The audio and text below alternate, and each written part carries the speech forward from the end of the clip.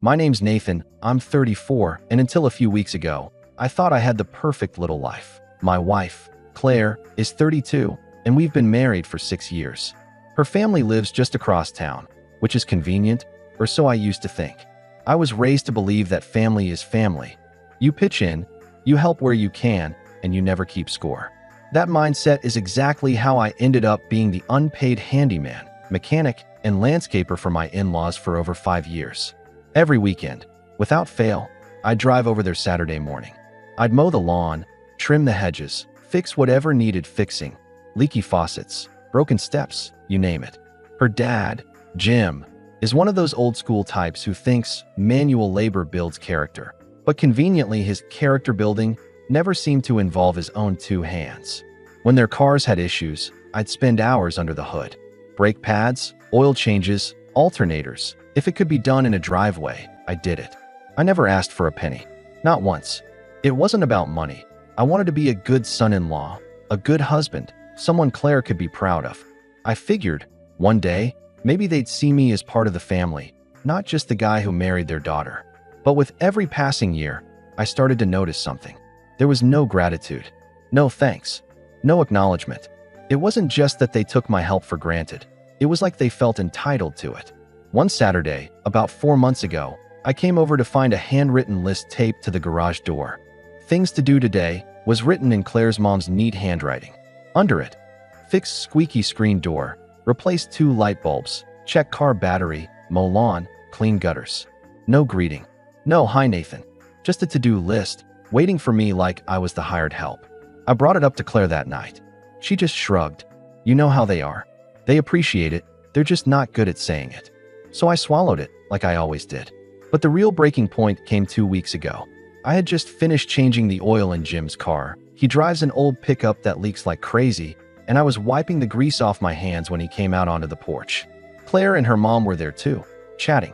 Jim looked me dead in the eye and said, "You know, Nate, if you drop dead tomorrow, we'd just pay someone better to do this stuff." Claire laughed, like it was a joke. Something in me went quiet. I didn't yell. I didn't argue. I just nodded. Inside, though, something snapped. That night, I told Claire I wasn't going over next weekend. She didn't even look up from her phone. "Fine," she said, "but you know Dad can't clean those gutters himself. He's going to be annoyed." I stayed home. I spent that Saturday morning on my couch, drinking coffee in peace for the first time in years. Around noon, Claire texted me, "Dad says the grass looks awful." I didn't reply. By Sunday night, the messages were getting snippy. "You're really going to let them sit there with broken stuff all week? They need your help." I ignored those 2. Monday was tense. Tuesday, Claire barely spoke to me. Wednesday, she was cold, slamming cabinets a little louder than usual. And then Thursday came. I was sitting in a quiet little cafe downtown, halfway through lunch with someone I never expected to talk to one-on-one, Claire's boss, Mark, when my phone buzzed. It was Claire. I didn't pick up, but a second later, my screen lit up with a message. "What are you doing having lunch with Mark?" I looked across the table at him, and he just smiled slightly, like he'd been expecting this moment. And that's when I realized. 2 things in that moment. First, Claire was definitely watching me. Whether she had someone in the office report to her or she just happened to pass by the cafe, she knew exactly where I was. Second, she was panicking. Not confused. Not curious. Panicking. Mark, being who he is, didn't miss a beat. "Looks like she saw us," he said calmly, sipping his coffee. "You okay with that?" I nodded, slowly. I think this was overdue. See, Mark isn't just Claire's boss. He's the general manager of the company she's worked at for 8 years. I've only met him a few times at company parties, but he's always been friendly and professional. A few weeks back, I ran into him while getting gas, and we got to talking. I mentioned, kind of offhandedly, that I do mechanical work as a side thing, and he asked me if I'd ever considered consulting for small businesses, helping them save money by maintaining their own equipment. He even said he could introduce me to a few local business owners. I'd thought about it for a while, and after what Jim said that Saturday, I decided to take him up on the offer. Lunch with Mark wasn't just lunch, it was an informal business meeting. We were talking about me leaving my current dead-end job and starting something new. Something that might just make me independent enough to never owe Claire's family another Saturday in my life. But to Claire, all she saw was me sitting across from her boss, smiling, eating, talking. Without her, Without warning. By the time I got home, she was pacing in the kitchen. "What was that?" she demanded as soon as I walked in. "What was what?" I asked, deliberately keeping my tone calm. "Lunch with Mark." Her voice had that sharp, incredulous edge I'd heard plenty of times before. "Do you have any idea how that looks? People are going to think you were talking about business." I cut in. "That's exactly what we were doing." She blinked, thrown off. "Business?" "Yes," I said simply. "I've been thinking about leaving my job. Mark thinks I could make something out of it, consulting. He's introducing me to some people." Claire's face changed. Not to pride, not to support, to anger. "You didn't tell me about this," she snapped. "No," I said evenly. "I didn't." For a moment, we just stared at each other. There it was, the quiet, unspoken truth. For years, I had been an extension of her family, an extra pair of hands to fix what they wanted fixed when they wanted it fixed. My time, my effort, my weekends, they were all assumed to be theirs. And now, suddenly, I was doing something for myself. Something that might pull me out of their control. That night, she called her mom. I heard her whispering in the bedroom, her voice low and urgent. A little while later, my phone buzzed. It was a message from her dad. "So you're too good for us now? You think you're better than this family?" I didn't reply. The next day, when I came home from work, I found Jim's truck parked halfway up my driveway. He was sitting on the hood, arms crossed. "We need to talk," he said the second I got out of my car. I walked right past him toward the front door. "I don't think we do." "Don't get smart with me, Nathan," he said, following me. "You think just because you had one fancy lunch with Mark, you're big stuff now? You owe this family more than you think." That stopped me. I turned around slowly. "I owe this family," I repeated. "Darn right you do," he said, his face red. "All the meals we've fed you, all the holidays we've had you over, all the free work I've done for you," I said, my voice sharper now. "All the weekends I gave up, all the oil changes, the lawns, the gutters." "That's what family does," Jim interrupted. "You think you're special? You think anyone's going to thank you for doing what you were supposed to do?" I just stared at him, feeling something in me go cold. "You're right," I said finally. "No one's going to thank me, which is why I'm done." Jim's face turned an alarming shade of red. "You don't get to just be done, Nathan," he snapped. "You're married to Claire. That means you're part of this family. We take care of each other." I didn't say anything. I just went inside, shut the door, and locked it behind me. That night, Claire told me she was going over to her parents' house. She didn't ask me to come. She didn't even look at me when she left. The house felt so quiet after she was gone. For the first time in years, I felt a strange sort of peace. And yet, deep down, I knew this was only the beginning. That Jim and Claire wouldn't just let this go. And sure enough, the next morning, when I opened my email, there it was, a message from Mark's office. Not to me, but to my personal inbox, forwarded by Mark himself. It was from Claire, and what she had written made my stomach twist. I sat there staring at the screen for a full minute before opening the email. I already knew it wasn't going to be good, but nothing could have prepared me for just how far Claire had gone. The subject line read, "Concern about Nathan." And then, in polite but unmistakably sharp corporate language, Claire had written, "Hi Mark. I wanted to let you know that my husband Nathan has been feeling a bit lost lately and might be going through some kind of midlife crisis. He's been talking about leaving his stable job for some risky consulting thing, and I'm worried he might be trying to drag you into it. Please don't encourage him too much. He's not in a good headspace right now and sometimes makes impulsive decisions he regrets later. Thanks for understanding. Claire." My jaw tightened as I read it again. And again, she had gone behind my back, undermined me to her boss, tried to paint me as unstable, all because I wanted to do something for myself.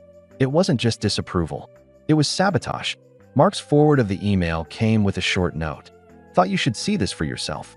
Still happy to connect you with those business owners if you're interested. Just let me know." I sat there for a long time. My coffee went cold. My thoughts swirled in 1,000 directions. Anger, betrayal, hurt, a strange sort of numbness. When Claire came home that evening, she acted as though nothing had happened. She put her bag down, kicked off her shoes, and went straight to the kitchen. "You ate?" she asked casually. I didn't answer. I just held up my phone, screen facing her. Her face drained of color when she saw the email. "You went through my emails?" she said defensively, crossing her arms. "Mark forwarded it to me," I said quietly. She blinked. Then her expression hardened. "Well, Someone had to say something before you ruined your life. My life, I repeated, my voice flat. Yes, she snapped. You can't just throw away a stable job because you're mad at my dad. That's childish, Nathan. That word, childish, hit me like a slap. After everything I'd done for her family, after all the hours I'd poured into keeping their lives running smoothly, she thought I was the one being childish? You didn't just tell me how you felt, I said slowly. You went behind my back and tried to kill something before it even started. Claire's tone softened slightly. I was just trying to protect you. No, I said, shaking my head. You were trying to keep me where you wanted me. Right here, every weekend, at your parents' house, fixing their problems. She opened her mouth to argue, but I walked past her and went into the bedroom. I needed space before I said something I couldn't take back. That night, I lay awake for hours. I kept replaying Jim's words on that porch, hearing Claire's laugh, seeing that email in my head over and over. By morning, something had shifted inside me. I called Mark. I'm in, I told him. Whatever meetings you can set up, I'll take them. He didn't hesitate. Good, he said. First one's tomorrow at noon. I'll send you the address. Claire noticed the change almost immediately. That night at dinner, she asked, So, did you talk to Mark? Yes, I said simply. She waited for me to elaborate, but I didn't. The silence between us stretched until she finally said, You're not really doing this. I am, I said. Her jaw clenched. You're making a mistake. I didn't reply. The next day, I went to that meeting. Then another the following week. And another. And with every conversation, every potential contract discussed, I felt lighter, more in control of my own life. But with every meeting I took, Claire's mood got worse. Her texts started coming more frequently. Are you still mad? You're ignoring your family. Dad says the grass looks like a jungle now. When are you going to fix the garage door for Mom? I didn't answer most of them, and when I did, it was short. Finally, one night, she confronted me head on. You're punishing them, she said angrily. I'm not punishing them, I said calmly. I'm just not giving them free labor anymore. You owe them, Nathan, she shouted. They've done so much for you. What exactly? I interrupted. Fed me dinner a few times? Invited me over for holidays? Do you think that balances out 5 years of work? Her mouth opened, then shut. For the first time, she didn't seem to have an answer. But the next weekend, when I stayed home again, Jim showed up. This time, he didn't knock. He barged right into my garage while I was working on my own car. You think you can just walk away? He said, his voice low and dangerous. I stood up slowly, wiping my hands on a rag. I don't think, I said evenly. I know. You're going to regret this, Jim said, stepping closer. Claire's miserable. Her mother's miserable. You're tearing this family apart. I just looked at him. If a few unmowed lawns are tearing your family apart, I said, maybe your family wasn't that strong to begin with. His face darkened. You're not welcome over there anymore. Something about hearing him say that, like it was supposed to hurt me, almost made me laugh. Good, I said simply. And that's when his phone buzzed. He glanced at it, frowned, and then his head shot up to glare at me. You're having lunch with Mark again? The corner of my mouth twitched into a smile. Yep, I said. And next week, too. I could see the storm brewing behind his eyes. He opened his mouth to say something else, but stopped, clenching his fists, and stormed out instead. For a moment, I just stood there in the quiet garage, heart pounding. And then I realized something. The game had officially changed. This wasn't about mowing lawns anymore. This was about control. And for the first time in years, I wasn't playing by their rules. After Jim stormed out of my garage, I knew things were going to get ugly before they got better. What I didn't expect was how fast the escalation came. The very next day, I got a call from one of the business owners I had just met with. Hey, Nathan, he said hesitantly. I got a strange message from someone claiming to be your father-in-law. He said you've been unstable lately and might not be reliable to work with. I just wanted to check with you before we go any further. My stomach sank, but I kept my voice steady. Thanks for letting me know. That won't be an issue. I'll handle it. When I hung up, my hands were shaking. This wasn't just about control anymore. They were actively trying to destroy my reputation before I'd even built it. That night, I sat Claire down. Did you know your dad's been calling people I'm meeting with and telling them I'm unstable? She froze. What? He called Greg, I said, naming the business owner. Tried to scare him away from working with me. Claire pressed her lips together. He's just worried about you. No, I said flatly. He's worried about losing me as free labor. Her silence said everything I needed to know. Something hardened in me right then.